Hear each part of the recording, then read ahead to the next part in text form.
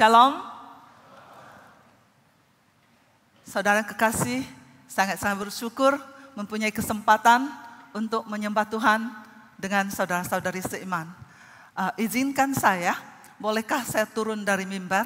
Saya kalau bicara, saya suka dekat dengan jemaat. Terima kasih.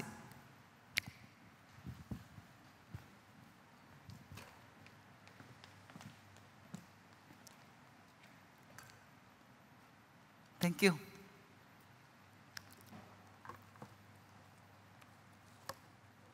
Saudara, topik kita hari ini, bulu yang patah terkulai tidak diputuskannya. Topik ini diberikan oleh pendeta Joshua kepada saya pada Juni tanggal 12. Ya, diambil dari Matius pasal 12 ayat 17 hingga 21. Just a minute. Okay, I got it. Ya, sekali lagi Matius 12 ayat 17 hingga 21. Mari saya undang berdiri untuk membacakannya bersama. Terima kasih. Sorry. Matius 12, mari kita buka suara ya. Matius 12 ayat 17. Supaya genaplah firman yang disampaikan oleh Nabi Yesaya. Lihatlah, aku hambamu yang kupilih, yang kukasihi, dan kepadanya jiwaku berkenan. Aku akan menaruh rohku ke atasnya, dan dia akan menyatakan keadilan kepada bangsa-bangsa. Ia tidak akan membantah dan tidak akan berteriak, dan orang tidak akan mendengar suaranya di jalan-jalan. Buluh yang patah terkulai tidak diputuskannya. Dan sumbu yang pudar nyalanya tidak dipadamkan. Sampai ia menjadi keadilan itu menang. Dan padanya lah bangsa-bangsa akan berharap. Mari kita berdoa. Bapa, kami bersyukur karena Engkau mengirim Yesus Kristus datang untuk menebus dosa kami. Kami adalah domba-domba yang sesat sebelumnya. Tapi karena pengorbanan darah Tuhan Yesus di atas kayu salib, kami dipanggil kembali untuk di hadirat-Mu melalui pertobatan, melalui pengakuan dosa, dan menerima Tuhan Yesus. Engkau memberikan kami hidup yang kekal. Terpujilah nama-Mu. Bapa di surga, pada hari ini kami mau belajar bersama dari firman-Mu. Tuhan, bersabdalah kepada kami. Kami mau, kami rindu, kami ingin untuk belajar bersama dan bertumbuh bersama. Kiranya Tuhan, waktu ini diserahkan ke dalam tangan-Mu yang maha kuasa. Tuhan, pakailah hamba-Mu yang serba kekurangan. Pakailah supaya menjadi bejana-Mu yang berguna di tangan-Mu. Kiranya semua kemuliaan kami kembalikan kepada Tuhan. Bertahtalah Engkau Tuhan di dalam firman-Mu. Dalam nama Tuhan Yesus hamba berdoa. Amen. Silakan duduk. Saudara, mari kita melihat Matius ayat 17 tadi dikatakan supaya digenapi firman yang disampaikan oleh Nabi Yesaya. Siapa Nabi Yesaya? Nabi Yesaya itu adalah nabi yang diutus oleh Tuhan di perjanjian lama ke kerajaan selatan dari Israel, yaitu Yehuda, yang ibu kotanya Yerusalem. Jadi Yesaya menjadi nabi di bawah 4 raja, yaitu Raja Uzia, Raja Yotam, Raja Ahaz, dan Hizkia. Ya, nubuat Nabi Yesaya itu banyak sekali. Kalau saudara nanti pulang baca di buku Yesaya, kitab Yesaya itu ada 66 pasal. Jadi nubuatnya itu penuh dan sangat berkuasa. Dan sudah sebahagiannya digenapi. Itu tentang dosa. Pertama, datangnya Mesaya atau Mesias, yaitu juru selamat. Dikirim, datangnya, kelahirannya sudah digenapi. Terus penderitaannya di atas kayu salib. Pengorbanannya demi kita, domba-domba yang sesat, itu sudah digenapi. Dan juga himbauan, larangan keras terhadap dosa. Kemudian juga himbauan pertobatan, penindasan umat Tuhan. Kemudian pembuangan. Tuhan bisa memakai musuhnya untuk memberi kita ajaran. Itu pembuangan, kemudian kembalinya dari pembuangan, kemudian janji pemulihan sisa umat. Yang garis bawah itu masih dalam proses untuk digenapi. Ya, nih Nabi Yesaya itu banyak sekali nubuatnya. Nah, Tuhan itu God of promise and God promise kept. Tuhan yang berjanji dan Tuhan yang menepati janji. Itu Tuhan yang kita sembah di dalam Alkitab ya. Allah Tritunggal dalam Alkitab ya. Begitu manusia jatuh ke dalam dosa pada Genesis pasal 3, Tuhan langsung sudah menjanjikan datangnya juru selamat. Itu lebih dari 6.000 tahun yang lalu sudah dijanjikan. Nah, 2000 yang lalu ini, 2000 tahun yang lalu sudah datang juru selamat, yaitu Yesus kita. Nah, kita melihat supaya digenapi firman Yesaya. Firman yang bagaimana, di mana, kan banyak sekali. Ya, kita lihat firman di bagian mana yang digenapi, yang disebut di sini. Yesaya 42 ayat 1 sampai 4 itu dikutip oleh Tuhan Yesus ya pada Matius 12 ayat 17 sampai 21. Itu kutipannya, isi kutipannya itu apa? Isi kutipannya itu adalah tentang hamba pilihan Tuhan. God servants of choice, ya. Dan itulah Yesus Kristus yang kita sembah. Nah, mengapa Tuhan Yesus mengutip Yesaya pasal 42 ayat 1 hingga 4? Nah, dia satu-satunya yang mengutip. Kenapa? Karena dia satu-satunya yang layak menggenapi hamba pilihan Tuhan. Dia adalah Jesus Christ is God's chosen servant. He is the only one worthy of servant of God. Karena dia satu-satunya yang layak, maka dia mengutip. Karena sudah dia genapi. Sudah dia genapi. Ya, dia menerima semua bangsa. Dia menegakkan keadilan dan akan menang total. Masih dalam proses. Dan Yesus itu the only hope of the nation. Yesus adalah satu-satunya harapan semua bangsa. Nah, syarat-syarat hamba Tuhan. Tibalah outline kita yang pertama ya. Matius 12:18a berkata, lihatlah itu hambaku yang kupilih, yang kukasihi dan kepadanya aku berkenan. Kita setelah bertobat, setelah mengaku dosa, kita menjadi hamba-hamba Tuhan. Karena kita harus melayani. Tidak melayani, kita tidak akan tumbuh. Jadi harus melayani. Dengan mengikuti pelayanan, berkecimpung dalam pelayanan, itulah kita bertumbuh.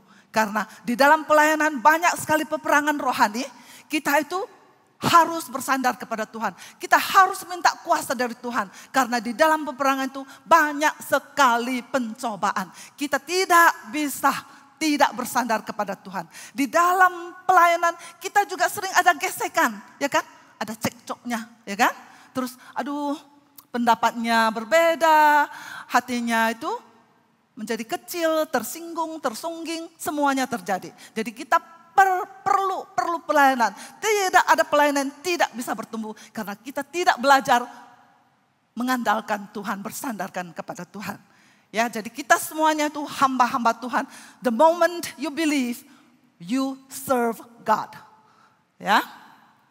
Nah, kamu adalah hamba Tuhan.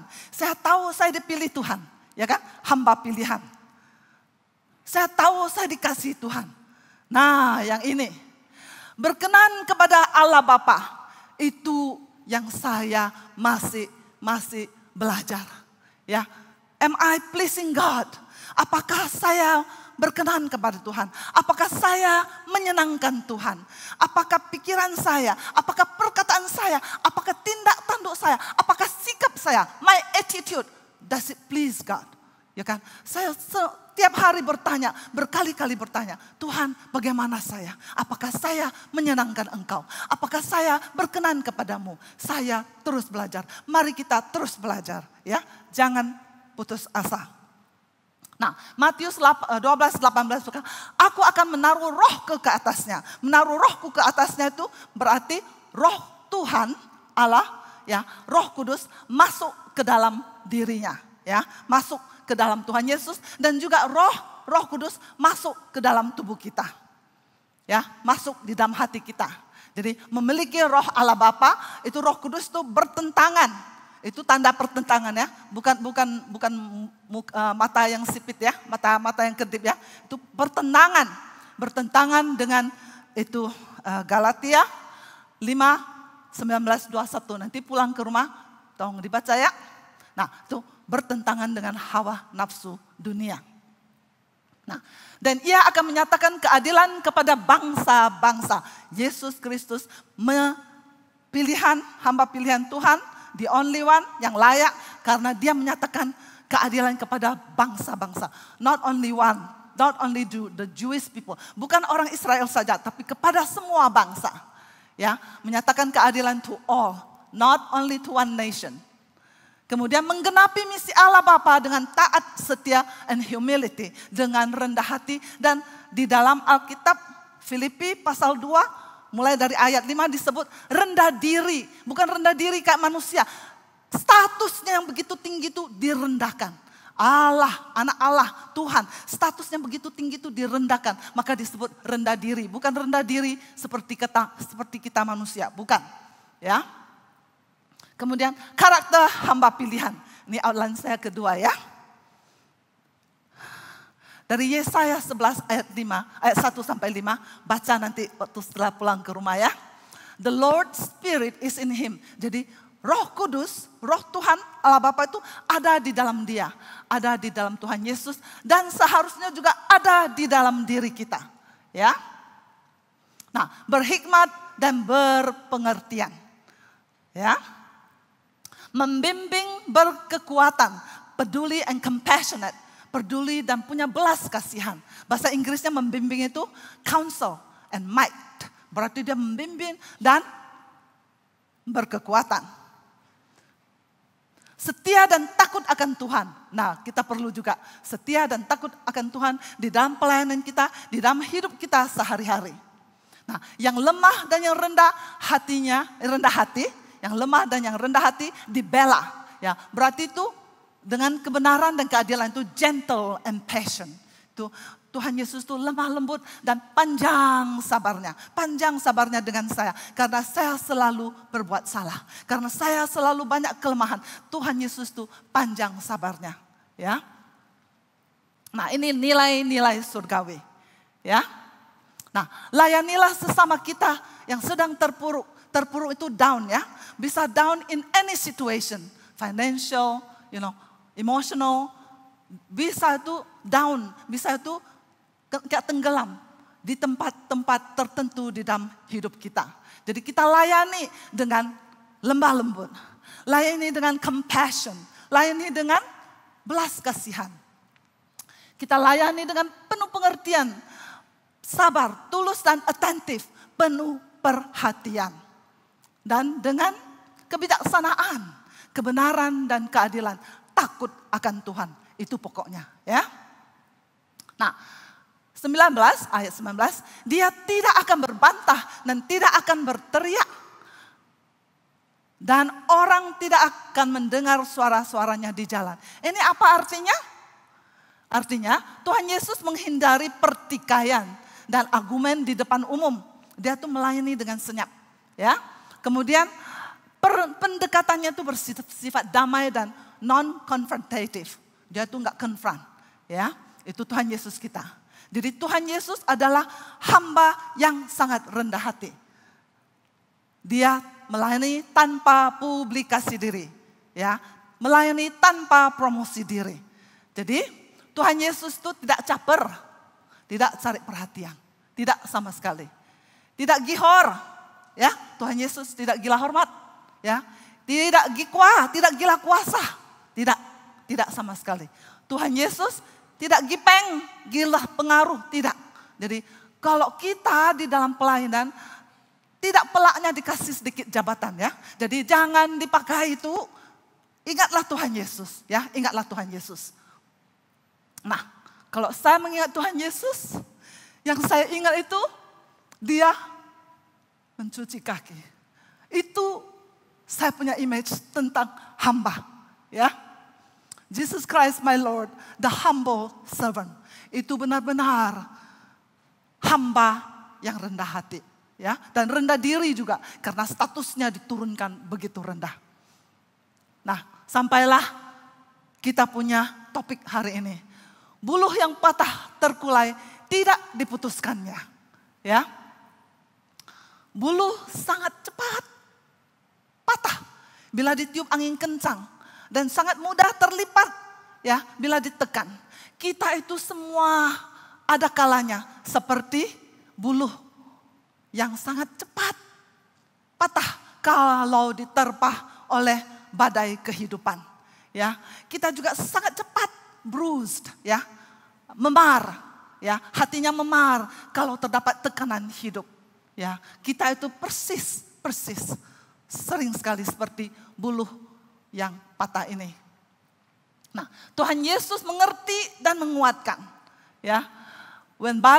Ketika badai menerpa hidup kita, itu kita merasa demikian. Saya waktu menyiapkan ini, saya berdoa, Tuhan, itu banyak sekali perasaan kita waktu kita ditimpa badai. Saya terus tulis sampai 4 PowerPoint. 4 PowerPoint nanti kita sampai jam 2 sore kan. Ya, nanti lain kali kalau Juwinda yang bicara, aduh jangan datang, bisa lama-lama nanti camping di sini kan. So, terus saya kasih aja lukisan ini. Tolong dibayangkan. Itu diombang-ambing oleh badai kehidupan, badai hidup. Ini saudara bisa membayangkan perasaan kita waktu kita menghadapi ini, ya. Nah, ada seorang remaja, mungkin 16 atau 17. Dia tuh sakit, jadi tidak ikut orang tuanya pergi vacation. Orang tuanya bawa mobil, jadi mamanya, papanya, opanya, omanya, 2 saudaranya, ya, dia tinggal di rumah karena sakit tidak pergi. Tetapi luar dugaan, di dalam perjalanan mobil ini kecelakaan. Jadi ada saudara-saudaranya, orang tuanya meninggal pada seketika, dan saudara yang lain, oma, opa, dan 2 saudaranya itu meninggal dalam perjalanan ke rumah sakit. Ada yang meninggal di rumah sakit. Jadi dia datang kepada seorang pendeta. Dia bilang, kamu sering berkata bahwa di dalam pencobaan hidup Tuhan Yesus itu ada di perahu bersama aku. Dia bawa ini, kasih lihat pendetanya. Rupanya orang ini tuh sangat visual, ya. Sangat visual, melihat sangat seniman juga. Dia bilang begitu. Di mana Tuhan Yesus? Coba lihat, perahuku itu kosong. Aku sudah tenggelam di bawah itu. Tuhan Yesus tidak ada di perahu bersama aku. Tidak seperti yang kamu doakan, tidak seperti yang kamu katakan mengenai hidup ini. Jadi pendeta itu berdoa, berpikir, Tuhan, bagaimana saya bisa menyelami perasaan si adik ini, si remaja ini. Jadi satu-satunya perasaan yang bisa kita selami itu kita menangis dengan yang berduka cita. Kita bersedih hati, mengalir air mata dengan yang berkabung. Setelah itu dia berdoa, Tuhan berikanlah aku sesuatu pada anak yang sangat seniman ini, ya, supaya itu ada suatu dorongan, ya. Terus ingatlah pendeta ini dikasih ini, katanya, waktu ini tenggelam dan hampir kandas di tepi pantai itu, ya, Tuhan Yesus datang menyambut engkau. Kamu tidak sampai terhempas di pantai. Jadi inilah kamu yang digendong oleh Tuhan Yesus. Ini sangat membantu si remaja ini, ya. Karena pada saat itu, itulah yang melukiskan perasaan hatinya. Jadi saudara, jangan besok-besok kalau ada orang berkabung terus bawa gambar ini, jangan. Berdoa. Bagaimana Tuhan memberikan kita kebijaksanaan. Ya, nggak bisa satu resep apply untuk semuanya, nggak bisa. Berdoa, minta kebijaksanaan dari Tuhan. Nah, dan sumbu yang pudar nyalanya tidak dipadamkannya. Tuhan Yesus tidak memadamkan kita. Kita yang sangat rapuh, bisa runtuh kapan saja, tidak dipadamkan. Ya, nah ini laksana Tuhan Yesus ya. Tuhan Yesus tidak memadamkan kita, malah menaunginya. Kita dinaungi, ya. Kita dipertahankan. Kemudian kita diselamatkan. Jangan mati, ya. Terus kita diberikan pengharapan. Ini Tuhan Yesus kita. So, Tuhan Yesus itu gentle, sabar, kasih setia, melindungi dan menguatkan kita. Nah, kita domba-dombanya yang tertindas dan menderita karena badai kehidupan tidak akan dilupakan dan tidak akan ditinggalkan. Tuhan Yesus dengan karakter hambanya yang penuh pengertian, penuh dengan bimbingan, ya, penuh dengan kesabaran, penuh dengan kelemah lembutan, penuh dengan kepedulian, penuh dengan kesetiaannya, itu tidak meninggalkan kita. Satu-satunya harapan semua bangsa. Dan satu-satunya harapan pribadi kita, itu adalah Tuhan Yesus. Itu adalah Tuhan Yesus dan hanya Tuhan Yesus. Karena dia pernah menempuh hidup di dunia ini. Dia itu mengerti sekali. Ya, senantiasa berharap dan mengandalkan Tuhan Yesus. Terutama pada saat pakulai, patah terkulai. Pada saat suhampa, sumbu hampir padam. Pada saat pelaret, pelita lagi redup. Saat-saat ini bertaut, pegang kuat-kuat Tuhan Yesus. Kita perlu sekali. Ya. Nah, bagaimana? Saat-saat yang sekarang ini kan susah sekali. Sedih sekali. Serasanya kita itu kebas, numb. Ya kan? Tapi boleh kita merasa, boleh kita bercurhat kepada Tuhan. Tapi jangan tinggalkan Tuhan. Ya. Nah, fokus pada karakternya yang kekal. Segala sesuatu di dunia ini terus berubah. Kita saja berubah. Mood kita tadi pagi, sore, siang, malam itu berubah. Satu-satunya bisa kita andalkan itu adalah Allah Bapa kita. Tuhan Yesus kita. Jadi, I the Lord do not change. Tidak pernah berubah. Aku Tuhan tidak pernah berubah. Nanti pulang baca Meliaki ya.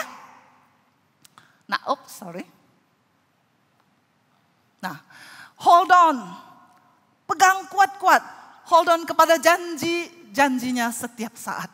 Ya, penyertaannya. Nanti saya nggak uraikan satu-satu. Ya, penghiburannya. Kemudian kekuatannya. Fokus pada itu. Pertolongannya. Fokus pada perlindungannya. Fokus pada pengharapannya. Itu yang kita pegang kuat-kuat. Perasaan apa saja, oke, validate. Perasaan kita itu, Tuhan serasanya kamu sudah melupakan aku.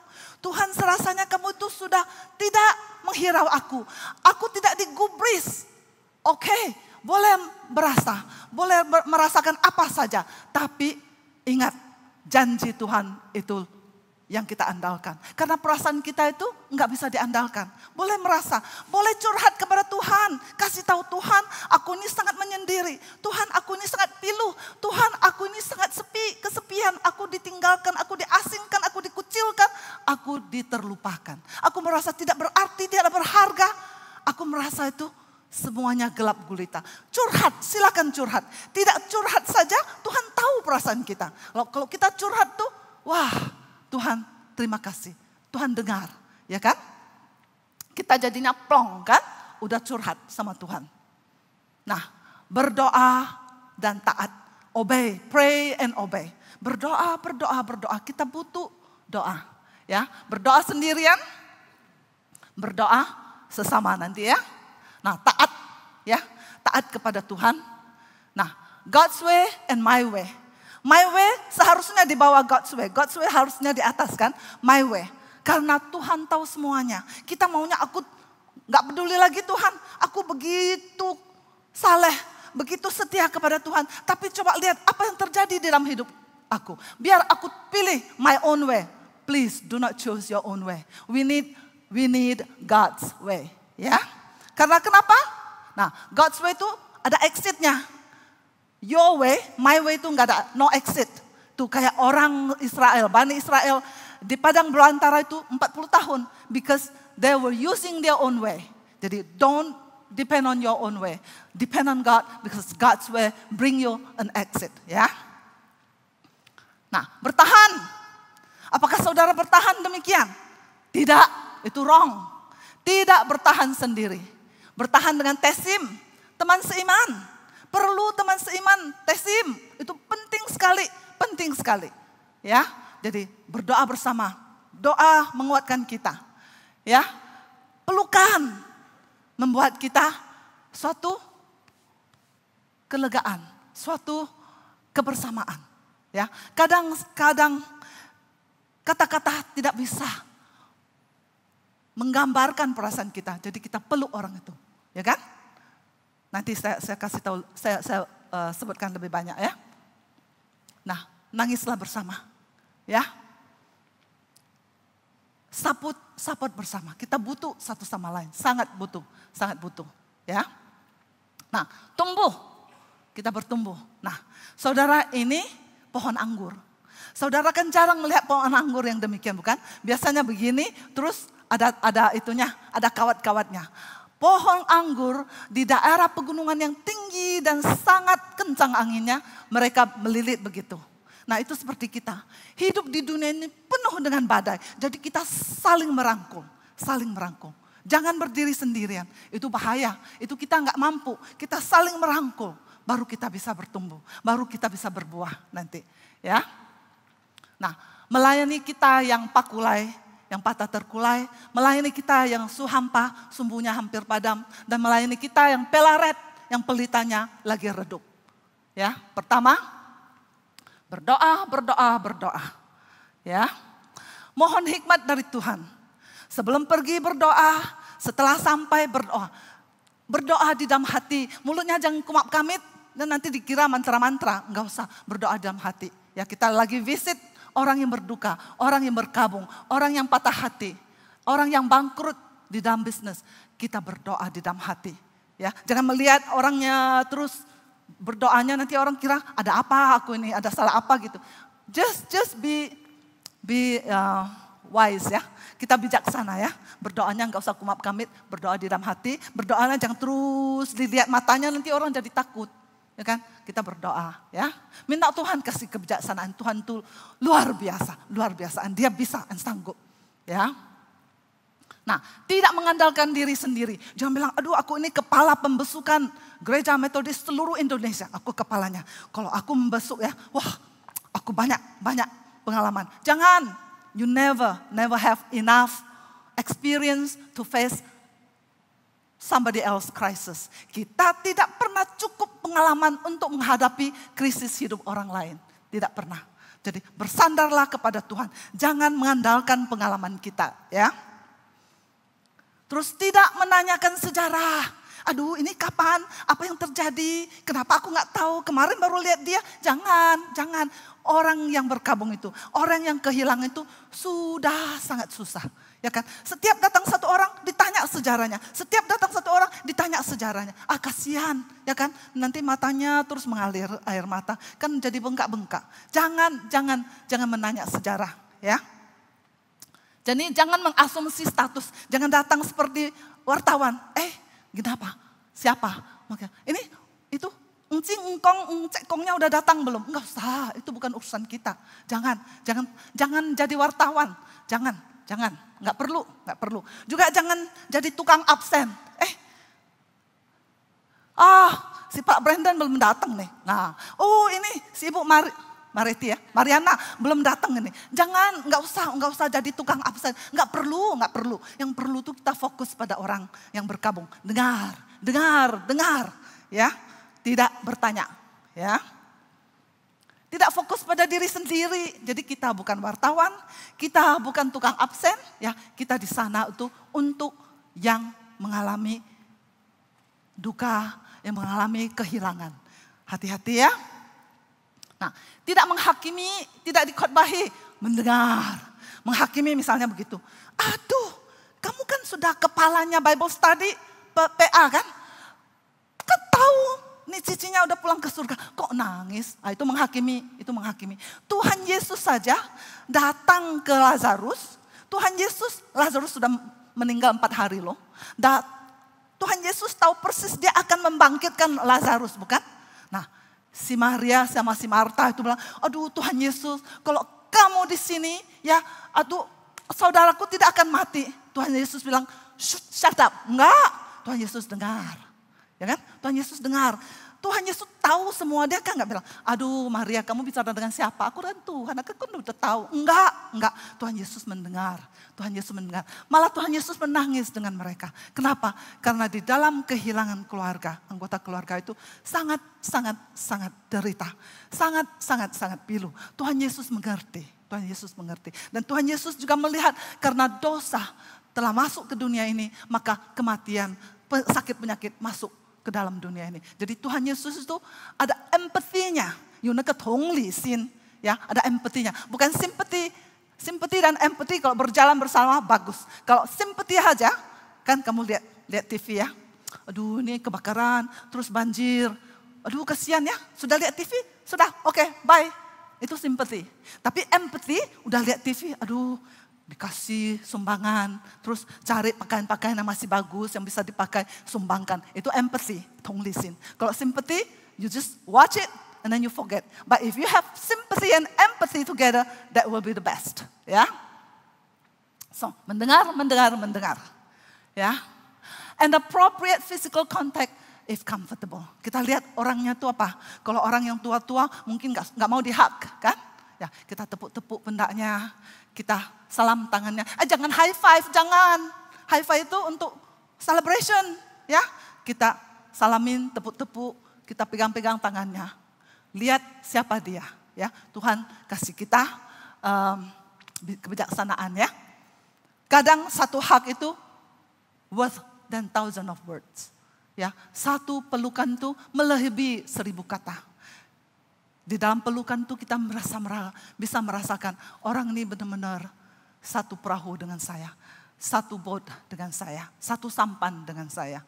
Ya, nah menangislah dengan orang yang menangis. Itu di Roma ya, bersukacitalah dengan orang yang bersukacita. Menangislah dengan orang yang menangis. Itu bukan dari saya, itu dari Alkitab. Ya, kalau kita nonton TV yang soap opera dari Korea tuh ya. Yang main film tuh orang gila, ya kan? Yang nonton film tuh orang bodoh, ya kan? Udah habis waktunya, terus air matanya ikut keluar, ya kan? Ikut keluar.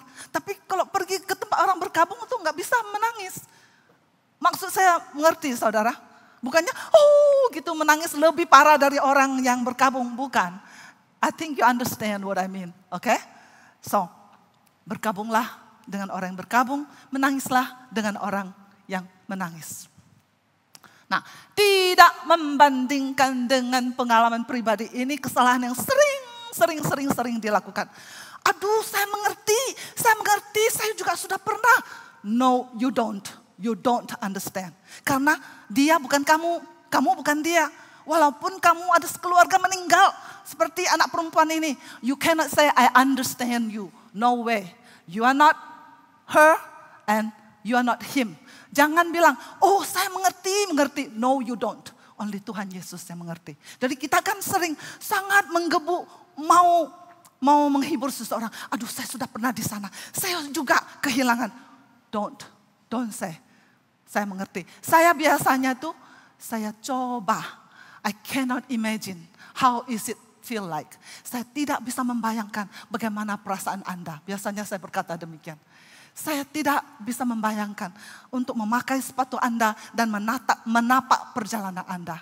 Ya, coba jangan bilang, I understand. No, you don't at all, because you are not her and you are not him. Ya, jangan bilang saya mengerti. Jangan. Tuhan Yesus saja nggak bilang kepada Marta dan Maria, I understand. No, Tuhan Yesus nggak. Dia mendengar. Ya, mendengar. Ya, jangan keburu jadi Tuhan. Ya, nah untuk kepentingan terbaik bagi yang bersangkutan, time and space. Jadi semua yang kita lakukan itu kita fokus untuk orang yang berkabung. Bukannya, Pak Brandon, boleh pakai contoh? Ya, Pak Brandon, saya mau mengunjungi, ini saya lagi on the way, cocok dengan perjalananku, aku drop by ya? Bukan, itu convenience saya. ya kan? Kayak nyamannya saya. Saya kalau mau membesuk seseorang, nyamannya orang itu. Ya kan? Kan bukan nyamannya saya, karena fokusnya orang itu, bukan saya. Ya kan? Hati-hatilah. Cara kita bicara juga tadi saya tinggalkan ya. Cara kita bicara juga. Jangan kasih penghakiman, jangan kasih komentar yang gak perlu. Oh gak apa, untung kamu masih muda, masih bisa punya anak lagi kalau anaknya meninggal. Don't say that. No need to say anything. Just listen. Be attentive, penuh perhatian. Ya, jangan waktunya kalau kita mau besok tanya dia, waktu apa yang paling baik ya? Nah, di mana ya? Saya ada di sini. I am here for you. Ya, call me anytime. Telepon saya kapan saja. Ya, tapi kalau kamu tidak mau telepon saya, it's okay. Kasih dia space, kasih dia ruang. Ya, pertama saya belajar waktu saya ke Amerika, yaitu kita 4 orang satu rumah ya. Orang yang tidur di lantai kedua dengan saya, ya perempuan pasti, perempuan, safe. Perempuan yang tidur di seberang kamar saya itu, dia tiba-tiba tuh ada panic attack. Saya tidak tahu, saya tidur sampai pagi. Tahu-tahu dia nggak ada di rumah. Saya tanya, apa yang terjadi? Mereka bilang, kita bawa, ya si X itu kita bawa ke rumah sakit. Terus saya bilang, ada apa terjadi? Katanya dia panic attack tadi malam. Kenapa saya nggak dipanggil? Ya kan? Kenapa saya nggak dipanggil? Ya kan? Kayaknya saya bisa juru selamatkan gitu. Ya. Terus saya pergilah ke rumah sakit. I said, why didn't you tell me? Why didn't you call me? I could help you. Ya kan? Dia bilang apa? I do not need you. I did not need you. Wow, terima kasih. Saya dikasih tahu saya tidak dibutuhkan. Ya kan? Kalau kita orang Asia kan, 不好意思啦，不好意思啦，不要打扰你啦。等下你不够睡眠啦，会头痛啦。Aduh, malu lah, nggak mau bother you. I don't want to bother you. Nanti kamu nggak cukup tidur, nanti kamu gini-gini. Bilang aja, saya tidak membutuhkan Anda. Sudah, tidak usah alasan. Jadi kita tahu, oh dia ada saatnya butuh kita, ada saatnya tidak butuh. Jadi jangan mengasumsi sebagai juru selamat. Ya kan? Kalau dia sendirian, kita kasih dia ruang sendiri. Kalau terlampau lama dia sendirian, nah kita bilang, kayaknya sudah lama sendirian, boleh saya temanin gitu. Jadi kita monitor in a way to give space, kasih dia space. Jangan sampai dia tuh di overwhelmed ya, menjadi sangat overwhelmed ya. 太压倒 ya. Gitu. Nah, we need one another in Christ community. Kita butuh satu sama lain dalam komunitas Kristus. Kita butuh satu sama lain. Nah, kita semuanya mengalami pada hidup tertentu yang membuat kita retak. Kita semuanya pernah retak di bagian tertentu atau retak semuanya sama sekali. Ya. Nah, kita itu seperti bejana ini, seperti pot ini. Ya. So God uses cracked pots to shine for Him. Tuhan memakai pot-pot yang retak untuk bersinar, untuk bercahaya baginya. Ya, nah, indah bukan? Retaknya kamu dengan retaknya saya itu berbeda. Tapi Tuhan mempergunakan retaknya kita itu mengisi terang hidupnya. Jadi kita menjadi memuliakan Dia. Terima kasih. Kita minta Pendeta Joshua untuk berdoa ya. Sisi.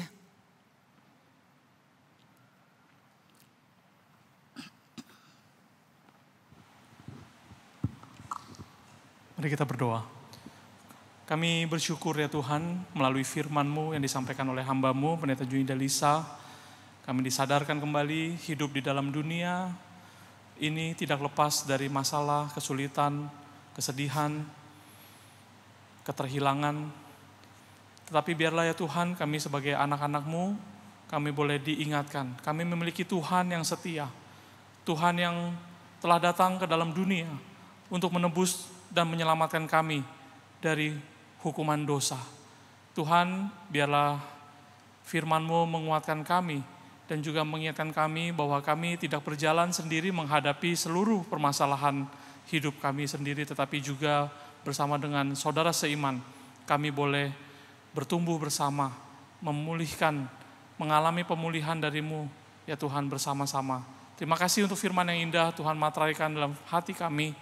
Kami dengan pertolongan Roh Kudus akan melakukannya bersama-sama dengan Engkau ya Tuhan. Terpuji namamu, berkati untuk hamba-Mu, Pendeta Juinda Lisa di dalam pelayanan dan kehidupannya, agar dimanapun Tuhan panggil dan tempatkan, banyak orang-orang mendapatkan berkat Tuhan melalui hidup dan pelayanannya. Kami berdoa dan bersyukur di dalam nama Tuhan Yesus. Amin.